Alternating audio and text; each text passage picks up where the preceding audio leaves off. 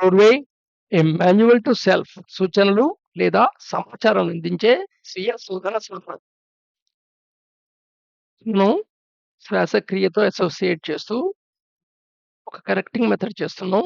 So, లోపలికైతే శ్వాసతో పాటు impulses కూడా వస్తుంటాయో, నువ్వు కాన్షియస్‌గా ఒక పర్టిక్యులర్ ఇంపల్స్‌ని లోపలికి పంపిస్తున్నావు అన్నమాట. ఈ ప్రాసెస్‌లో.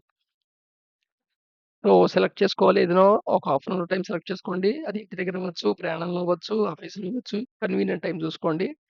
దీనికేమి ఈ టైమ్‌లో చేయాలని లేదు. ఈ స్థితిలో చేయాలని లేదు. మీకెప్పుడు కన్వీనియంట్ అయితే అప్పుడు. మెంటల్‌గా రిపీట్ చేసుకోవాలి. ఒకటి సెలెక్ట్ చేసుకోండి. ఓహ్! రైట్. మూడోది చూద్దాం ఇప్పుడు. It is not attainable by the most constant attendance at lecturers. It is not attainable by the most constant attendance at lecturers. సామాన్యంగా ఆధ్యాత్మిక మార్గంలో ఉన్నాము అనుకోని ఒక సెల్ఫ్ సాటిస్ఫాక్షన్‌లో నడిచిపోతుంటారు. ఎలాగంటే ఈ ప్రవచనాలు విని. నియమం తప్పకుండా రోజు ప్రవచనాలు విని, వెళ్లి వినటం. ఎక్కడైనా జరుగుతుంటే, లేదా రోజు వీడియోలు అవైలబుల్ ఉన్నాయి కాబట్టి వీడియోలో ప్రవచనాలు వినటం. సో, జస్ట్ కాన్స్టెంట్‌గా నేను అటెండ్ అయిపోతున్నాను. లెక్చర్‌లు వినేస్తున్నాను. లేదా కాన్స్టెంట్‌గా ఒక పుస్తకం చదివేసేస్తున్నాను. అంటే అటైన్‌మెంట్ జరుగుతుందా? అదేమిటి అయితే వద్దా? వినొద్దా? ఇవేమి చెప్పొద్దా? అయితే స్క్రిప్ట్స్ చదవక్కర్లేదా? ఎవరు చెప్పింది వినక్కర్లేదా? అయితే మీ వీడియో గూడా వినవలసిన అవసరం లేదా? టక టక టక టక ఈ ఐడియాలన్నీ వచ్చేస్తున్నాయా? థాట్స్ వస్తుంటాయి. యెస్ వస్తాయి. మళ్ళా పాయింట్ జాగ్రత్తగా చూద్దాం.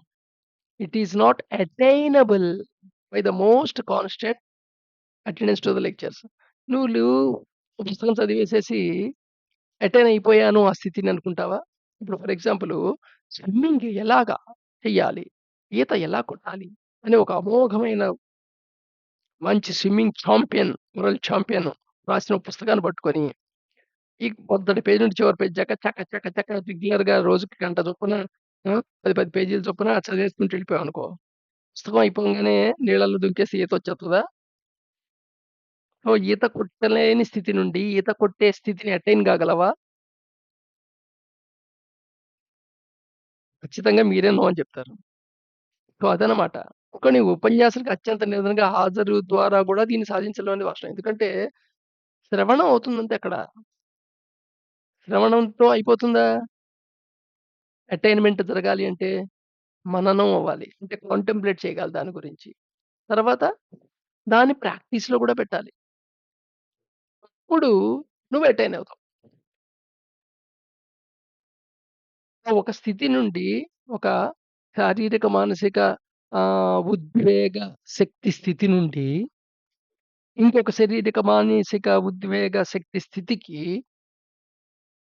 పరివర్తన జరగాలి అంటే కేవలం లెక్చర్స్ వినేస్తే సరిపోతుందా?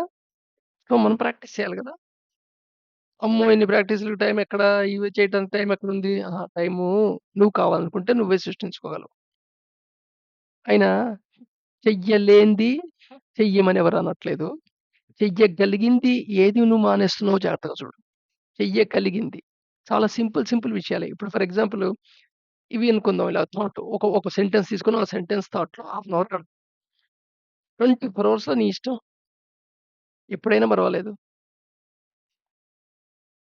సో, అది ప్రాక్టీస్‌లోకొస్తుందనమాట. ఇలా చెయ్యాలి అని ఒక వీడియో విన్నంత మాత్రాన లేదా పుస్తకంలో చదివినంత మాత్రాన అయిపోతుందా? ఇది అండర్‌స్టాండ్ అవ్వాలి. ఎందుకు చేస్తున్నావు ఈ ప్రాసెస్సు? ఈ ప్రాసెస్ చేయటంలో దీనికి మూలం ఏంటయ్యా అంటే, నువ్వు గాలి పీల్చి వదులుతున్నప్పుడు గూడా ఇంపల్సెస్ లోపలికెళ్తాయి. ఆ ఇంపల్సెస్ ఏవున్నాయో నువ్వు కాన్షియస్‌గా లోపలికో ఇంపల్స్ పంపిస్తున్నావనమాట. ఓ రకంగా చెప్పాలంటే చాటింగ్ గూడా అదే. ఏదో ఇంపల్స్ పంపించకుండా ఒక దేవుని యొక్క నామాన్ని చాట్ చేయటం, జపం చేయటం అనేది గూడా ఆ ప్రాసెస్సే అక్కడ. భక్తి, పాటలు పాడటం ఇవన్నీ గూడా దీంట్లోకే వస్తాయి ఓ రకంగా. బట్ కానీ అది అర్థమై ఎందుకు చేస్తున్నామో అర్థమై చేస్తున్నామా లేదా అని ఇంపార్టెంట్. అయితే ఆ లెక్చర్స్ అవి వినటం, ఆ వీడియోలు చూడటం వల్ల ఏమవుతుంది? దాని మీద ఇంట్రెస్ట్ డెవలప్ అవ్వచ్చు. వాసనాస్ డెవలప్ అవ్వచ్చు. ఫ్యూచర్‌లో నువ్వు ప్రయత్నించే అవకాశం రావచ్చు. అంతవరకే. ఇంకోటి చూద్దాం. Trees continue to vegetate. So, must man live. చెట్లు పెరుగుతూనే ఉన్నాయి. అలాగే చాలా మంది మనుషులు కూడా జీవిస్తున్నారు. సో, చెట్లు అంటే ట్రీస్‌ని తక్కువ చేసి చూపించడం కాదిక్కడ. Continue to vegetate. అదొక జీవం. ఆ జీవానికి పరిస్థితులు అనుగుణించడం మొలకెత్తుతుంది, వృక్షం అవుతుంది, పుష్పిస్తుంది, ఫలిస్తుంది. మళ్ళా కొత్త మొక్కలు పుట్టుకొస్తాయి. మళ్ళా కొత్త మొక్కలు పుట్టుకొస్తాయి. ఇలా అనేది వెజిటేట్ చేస్తూనే ఉంటాయి, పెరుగుతూనే ఉంటాయి. వాటికి సంతానోత్పత్తి చేసుకుంటూనే ఉంటాయి. సో, ఈ ప్రకృతిలో వాటి యొక్క పాత్ర ఏమిటో ఆ పాత్ర చక్కగా నిర్వర్తిస్తున్నాయి. మనిషి కూడా అంతేనా? మనిషి పాత్ర కూడా అంతేనా? తినటం, తిరగడం, పెరగడం, సంతానోత్పత్తి చేయటం, జనాలు పెంచుకుంటూ పోవటం. ఇంతేనా? ఇలా చేసేట్టయితే చెట్లకి, యానిమల్స్‌కి ఎలా ఉందో మనకు కూడా మైండ్ స్టేటస్ అలాగే ఉండొచ్చు కదా! మైండ్‌లో క్రియేటివిటీ ఎందుకు? మైండ్‌లో థింకింగ్ పవర్ ఎందుకు? మైండ్‌లో విశ్లేషణ ఎందుకు? మైండ్‌లో ఇంటిగ్రేట్ చేయటం ఎందుకు? ఇవన్నీ కెపాసిటీలు ఉన్నాయిగా మైండ్‌కి. ఇవన్నీ ఎందుకున్నాయి? సో, ఏదో ఒక ఏ ఏవేవి చెయ్యగల సామర్థ్యం ఉంటుంది ఆ వస్తువుకి అంటే, ఆ వస్తువు ఆ ఇంటిగ్రేటెడ్ వ్యవస్థలో తను ఆక్యుపై చేసే స్థానం మీద ఆధారపడుతుంది. సో, ఈ విశ్వంలో, యూనివర్స్‌లో మనిషి యొక్క ఫోకస్ ఆఫ్ ఏమిటి? తనొక పార్ట్ ఆఫ్ ద యూనివర్స్ కింద ఉందనుకోవాలి. ఆ పార్ట్ ఆఫ్ యూనివర్స్ ఏం చేయాలో అది చెయ్యాలి గదా! సో, దాని గురించి ఆలోచించాలి గదా! అదనమాట. Trees continue to vegetate. So, must man live. ఇప్పుడు చూద్దాం. The self unfolds its full essence to him alone who applies his self to self. ఏదో టంగ్ ట్విస్టర్ సెంటెన్స్ లాగా ఉంటుంది. ఇక్కడ సెల్ఫ్, సెల్ఫ్, సెల్ఫ్ అని రిపీట్ అయింది కదా! Self unfolds in it's full essence to him alone who applies his self to self. So, ఈ self అది నువ్వేదైతే refer చేస్తున్నామో the true self that is divine fragment అని చెప్పుకుంటున్నాం కదా! లేదా ఆత్మ అని చెప్తుంటాం కదా! పాత లాంగ్వేజ్‌లో చెప్పుకుంటే. సో, ప్రస్తుతం ఉన్న ఈసోటెరిక్ స్పిరిచువాలిటీ భావనలో తీసుకుంటే సెల్ఫ్.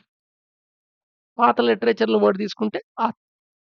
సో, ఈ సెల్ఫ్ అన్‌ఫోల్డ్ అవుతుంది. అన్‌ఫోల్డ్ అవ్వడం అంటే ఇప్పుడు మొగ్గుంది. పువ్వయిన తర్వాత అది అన్‌ఫోల్డ్ అవుతుంది. వికసిస్తుంది. అప్పుడు ఆ పూలో ఉన్న భాగాలన్నీ నీకు కనబడతాయి. పూల విషయం నాలెడ్జ్ అంతా తెలుస్తుంది. అలా నీ సెల్ఫ్ మొత్తం నీకు అన్‌ఫోల్డ్ అవుతుంది. అయితే ఎలా అన్‌ఫోల్డ్ అవుతుంది? In it's full essence. In it's full essence.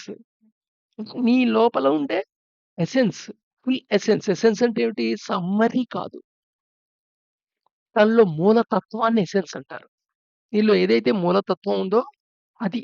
ఇప్పుడు పూలలో ఉండే మూలతత్వం ఏమిటయ్యా అంటే దాంట్లో ఉండే సువాసన ఇచ్చే ఆయిల్స్. పువ్వు మొత్తం చూపించకపోయినా రోజ్ స్మెల్ చూపించంగానే ఇది రోజ్ స్మెల్ అని చెప్పేస్తావు కదా! వెంటనే మైండ్‌లో రోజ్ ఒక ఫిగర్ కూడా వచ్చేస్తుంది. రోజ్ ఎలా ఉంటుంది? ఆ మొక్క లక్షణాలేమిటి? ఇవి కూడా మైండ్‌లో వచ్చేస్తాయి. ఇంతకుముందు చూసుంటే చాలు. సో, ఏంటంటే దాని యొక్క మూలతత్వాన్ని నీకు టచ్ అయినప్పుడు దాని గురించి మొత్తం అన్‌ఫోల్డ్ అవుతుంది. సో, సెల్ఫ్ అన్‌ఫోల్డ్ అవుతుంది. ఎలాగా? మూలతత్వంగా. మూలతత్వంగా నీకు అర్థమవుతుంది. సో, మూలతత్వంగా అవటంలో ప్రత్యక్ష ఆహ్, అనుభవంతో కలుపుతూ ఇన్ఫరెన్సు ఇవన్నీ గూడా ఉంటాయి. మిగతా రకాల 5 రకాల ఆహ్, ప్రమేయాలు గూడా ఉంటాయి. ప్రమాణాలు. ప్రమేయాలు గాదు. ప్రమాణాలు. సో, దాని ఫుల్ ఎసెన్స్‌లో సెల్ఫ్ నీకు అన్‌ఫోల్డ్ అవుతుంది. ఎవరికవుతుంది? వాడొక్కడికే. Him alone.